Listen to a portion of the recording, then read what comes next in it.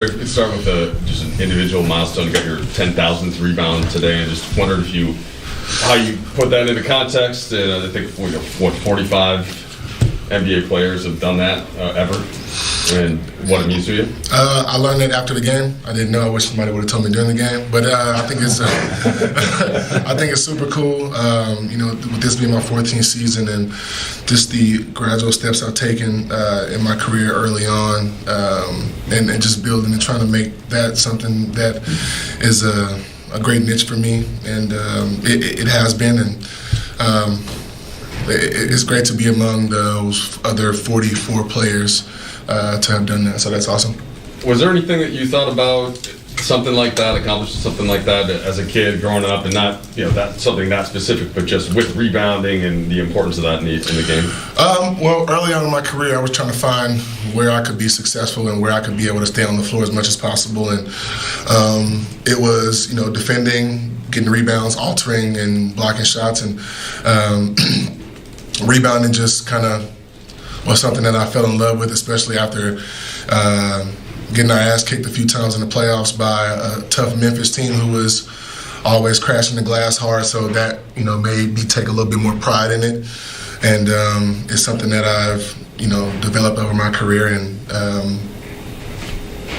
something that I kind of got okay at. Did you get the game ball? No, nobody gave me anything. Yeah. I don't know. Yeah. No, tough crowd, tough group. You get 11,000. Yeah, I know. Yeah. You've been. First of all, I think it's 41, so you're even more. 41. Wow, nice. Even better. Yeah. You've been credited for being like a team guy, connector in locker rooms, and Frank was describing the process you guys are going through, and he feels like the pieces are there. It's just like committing to making the extra pass. He introduced this quote to us today that the open man is the most talented guy on our team. Yeah. Has it been trying for this group to come together? No, I think we're together. I just think that we got to be able to put it together for 48 minutes. Like, we get big leads on teams, and then we kind of relax, and we play the score and not the game, and it comes back to bite us. And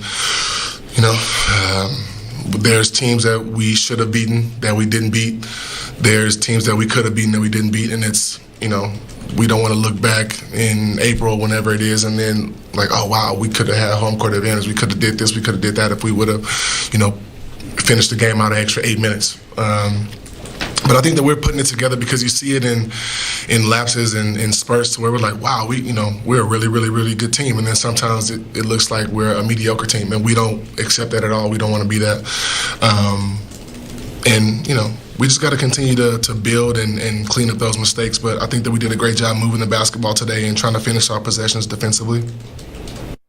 Just curious your evaluation, especially coming off last night's effort, and what you had been saying. How did you feel about the consistency throughout the night? Yeah, really proud of our group for just taking the lessons of last night's game. Where we failed to make the simple play, to see the open man in front of us, and trying to force things to certain guys. We really bought into that morning film session and tried to have carryover into tonight's game. We moved the ball beautifully, and as a result, the shot quality was high, and we had a great shooting night from the perimeter. So, really, really proud of our guys for applying the lessons of last night. I just wondered what you thought of LeBron's efficiency and how he was 30 points, 5 of the last 7. Yeah, he was unbelievable tonight. You know what I mean? It's still. I shouldn't say it surprises me, but it's just incredible, for him to play at such a high level, to perform the way he did tonight. Not only just with his shot making, but his play making, his will to take a tough loss last night and say that's not going to happen again. And the 2 losses we had against OKC where we built big leads, and and let them get back in it. Like, he wasn't going to let that happen again tonight. So just a great performance by Bron tonight. Jovan? Frank, along those lines, I think you guys had a 25-point lead in the second quarter. They cut it down to 12. Then LeBron helped get a stop that led to, I think, a swing 3 to 0. that kind of swung the momentum back in your favor. And then also, in the fourth quarter, they got it down under 20, and then he had like a fake handoff for a dunk. Just talk, like, what did you see from him that kind of helped you guys steady the ship whenever they were trying to make a run? Yeah, I mean, he stabilizes us, and in particular those sequences you were talking about. But I mean, I just thought throughout the game, he helped build the lead, not just sustain their runs, or stabilize us during those runs, but he was solid all the way through, and great performance. Okay.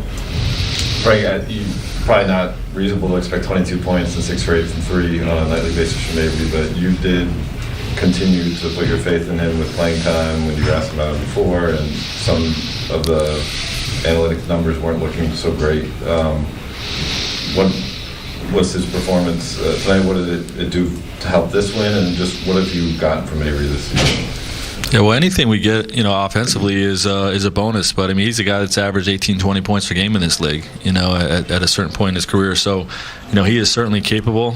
It's just how much are we going to move the basketball?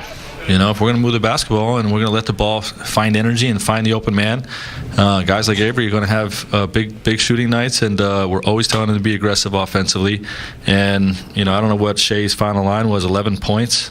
Okay, and 4 assists after what he did to us the first 2 games. Avery Bradley was fantastic on the ball with him. So, again, like the defensive matrix, or metrics, that can go into a guy like Avery's performance with the team defensive rating. There's a lot of variables in play there, and to underrate what he brings to our group's energy, it's misleading. And he just had a great two-way performance for us tonight.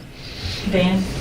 Frank, can you tell us any more about Anthony and kind of like the late scratch there? Is he going to need imaging or anything like that? Do we know that level of seriousness? I don't really know exactly what the next steps are, other than the medical team just said, we want to find out, exactly what it is before we put him out there. So they're going to hold him out for tonight's game, but I don't know the exact next steps. He never made it out on the court, right? Is that correct? I don't know. He got treatment, and they just came in and said he's out. The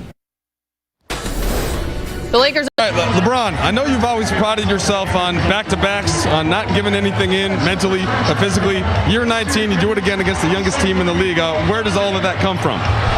Getting some sleep last night when we got in, and getting some more after we met today and met about the team we was going to face. That's the quickest way to recover. It's the best way to recover is to sleep. So I was able to do that and then get to the arena early, get some work in, and prepare myself mentally and physically. Shots from your teammates are falling tonight, specifically with Avery Bradley. He hit 6 threes. What were you seeing from him and just the way you were able to get some of your guys open? He was activated early because he knew his assignment was going to be Shea. So he was activated early. And, the best way to neutralize the score is to, go at them as well. And I thought AB was locked in on both sides of the floor. He did a great job of looking for a shot either from the three-point land or